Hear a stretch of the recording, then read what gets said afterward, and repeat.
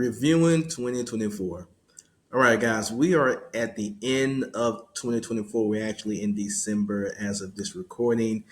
Although I'm still working, most of the business I'm doing right now is a business that was already in the pipeline. So I'm just going to do a review of my year.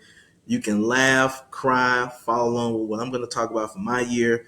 Also, think about your year this year and think about things you want to do going forward. So, with that, let's laugh at my shortcomings. Of course, we are at this page called Solo Agent Strategies, and part of a strategy is looking back to see what you did wrong, what you did good, what can you improve on. And what I'm going to start at is what I did wrong this year that really put me in some tough situations that I should have known better. But you try to see the good in some people and you just end up getting burnt. So if you're a brand new agent and you're going to get started in 2025, or you're a new agent this year and didn't have the best year that you wanted to, also follow along what I'm going to talk about and just see how it works when you're already in the business and you do things that you shouldn't do. So I got the picture here. So the bozo moves I made. I did not integrate Medicare like I should have. I do life and health. I did not integrate Medicare like I said I was going to do this year. I didn't do it. I waited to the last minute to um, do my AHIP. I didn't call my book of business. I didn't get my final expense part lined up. For you guys that don't know, I mainly do final expense in GULs and IULs and also some ACA. So one of the bozo moves I made this year was not doing my Medicare as quick as I could have. Second bozo move I made was not cross selling ancillary products. I have a lot of female clients. I could have easily presented them some cancer, heart attack, stroke solutions. And these things like 15, $20 a month, really inexpensive products, but it's sticky. I could have at least made the ask, like, do you want fries with this? So I could have at least made that ask to get that in the households. Another bozo move I made was I didn't push annuity. So you see a theme here.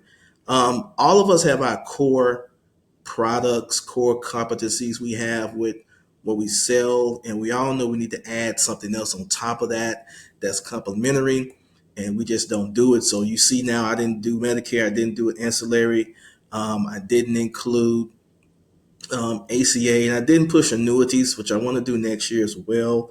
Find those opportunities.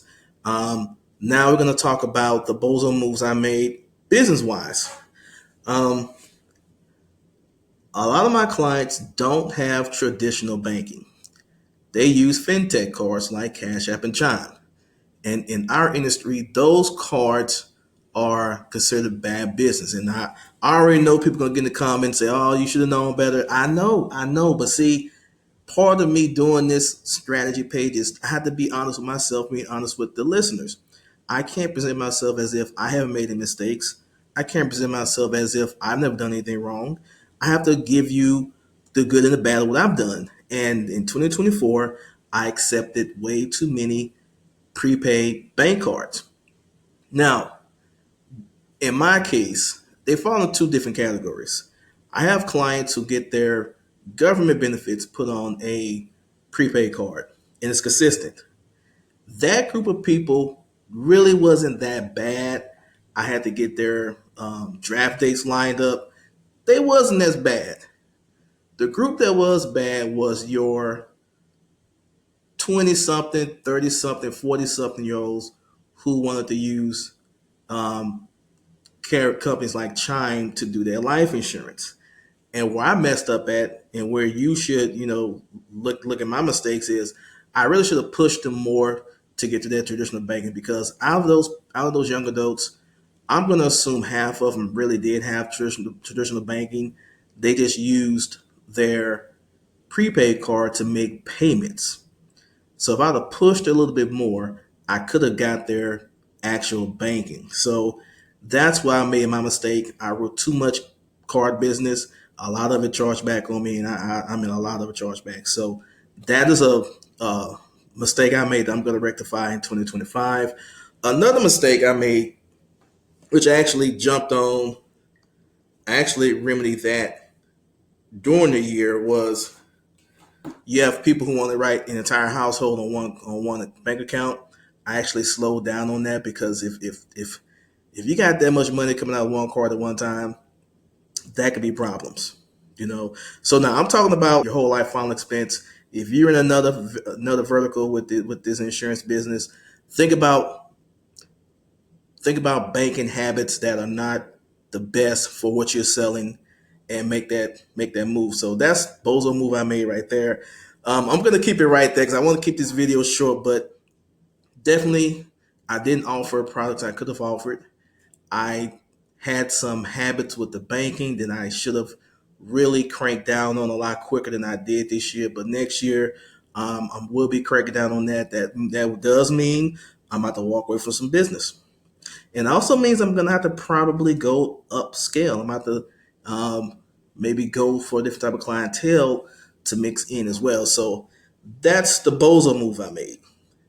Now, what are the smart moves I made this year? Because I made some bozo moves, but the smart moves I made this year was I maintained my office assistant. Again, we at the Solo Agent Strategies YouTube page, we mainly work solo or with a small group of agents, and some of us have assistants. I kept my assistant on. Um, I would consider her part time. This assistant works once a week. She does a lot of the clerical stuff, like um, she calls clients who may have missed a payment. She calls clients to remind them their policy about to start. We mail out welcome guides and welcome kits to the clients, and she does that for me. And she does a little social media marketing. She does some of the graphics every now and then for me. Been a real big help. And it has been a monthly expense, but I think the expenses were worth it. It was worth it this year because um, actually her calling my clients ahead of time for their first premium, their first payment, actually, I think it helped out a little bit better. I think had she not called some people, I probably had a lot more chargebacks this year if she didn't give them that reminder text, that reminder phone call. So that helped out. Something else that helped out is having her do the workflows. I have workflows that she does for me um, that is systematic. I have forms that I have designed where I can fill it out either written or it's a fillable PDF and I can just email it to her and she can work on things for me. So, those type of workflows actually helped out this year. Um, Something else I implemented was um, follow phone calls. We do a 30-day, 60-day, and 90-day follow up process with the clients to check in with them to see if everything's going good. So that helps out with the retention in the business. I didn't pick up a lot of companies, but I have kind of done some maneuvering. I'm doing some things now, so when 2025 start, I will be positioned to offer some different products, and I'm going to be writing under a different entity.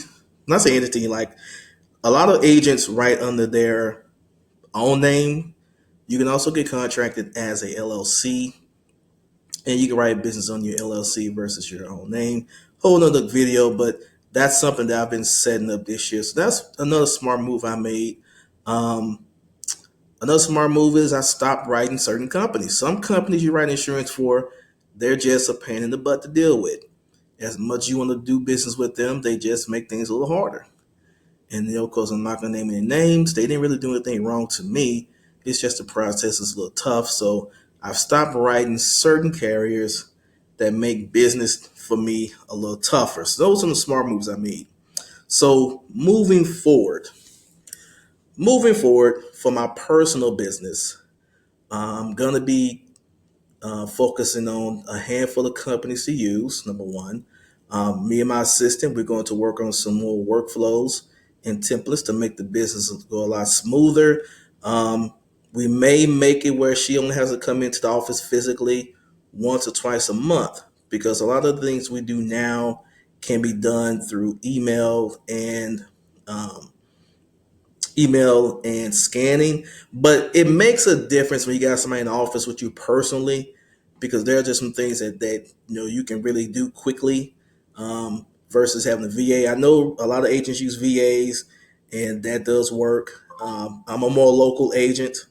Um, I'm more local in my area. People know me by face and by name now, and having that person in the office helps out. Also, I'm a notary too, so sometimes she acts as a witness for some of my notarizations as well. So I'm gonna be more efficient with her time as far as making things work in the office. Um, Also, I'm gonna be getting my Series 65 designation. That will allow me to give financial advice and also make certain I follow my own advice as well. So I'm going to be adding that to the docket for 2025, because I do want to start offering, some financial advice, annuities, some 401ks, and also just be able to serve a different type of clientele, who has the ability to pay a higher premium. Again, this is solo agent strategies, and the strategy is to be most efficient with your time, be efficient with the way you do your business. And for me, I want to start incorporating a different clientele who may require different skills. Now, I may have to learn new skills, but the trade off is these are going to be higher premium products. So you may only have to sell one product for every two or three FE. So a little get in the weeds with that. But moving forward, I want to increase my offering to my clients, be more handy in the household, what I can do for them. As far as solo agent strategies is concerned, as a YouTube page, we're gonna be putting out content every week. We're going to have I'm gonna have some free products to download you can use for your business. I'm gonna have some templates, workflows, some walkthroughs that will be available for purchase. And as time go by, we'll be more of a community. So I'm going to be working on that as well. So I'm practicing what I'm preaching. It is December. I'm already making content right now, recording this content right now. I'm going to record some more. So by the time January 25 start, I'm probably going to have about 10 videos ready to go on YouTube and on Instagram. So that is my 2025 in review. Well, 2024 in review. And I implore you as a solo agent to do the same thing. Sit down, um, go over what happened good this year, go over what happened bad, find the areas that you can improve in, what new skills, what new services you want to offer your client base for 2025. In addition to that, because again, at Solo Agent Strategies, we want to make money with our life insurance business to also use that money to invest into other endeavors. So, what do you want to invest in 2025 with your life insurance products? What do you want to do to be more profitable? Um, what do you want to do to be more profitable in 2025? Because one thing I've learned is it doesn't matter what people show on social media about the AP they're putting out.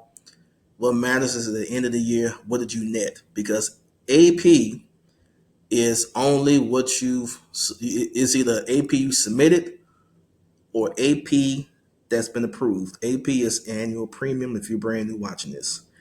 But when you submit new business, first the business has to place, meaning you got to make the first payment. Then the business has to stay on the books. So at the end of 12 months, how much of that business was still in the books? I had horrible persistency this year because of the decisions I made. So I'm going to be working on getting my persistency up, which will include turning away some business. Again, I have to have full disclosure here. I can't act like I'm squeaky clean. I wrote some bad business this year too, and I got to clean that up. So it's about what business sticks on the books. Also, it's about your expenses. You got to buy leads. You got to do marketing. You got to do your pay for your automations. You got to pay for your licenses. You have expenses. So at the end of the year, it's about what did you net bringing home. So if you're brand new watching this and you listen this far, thank you. But I want you to know something. Do not get sidetracked when you see people showing you how much business they submitted. Do not congratulate them, say, hey, great job, congratulations, but don't try to compare yourself to what they're doing, because you don't know what they're doing to get that AP. You don't know how much of that business is legit business. You don't know how much of that business is going to stick on the books in the first 3 months, first 6 months. Focus on writing good quality business, life, health, annuities, assets under management, um, law, auto, property.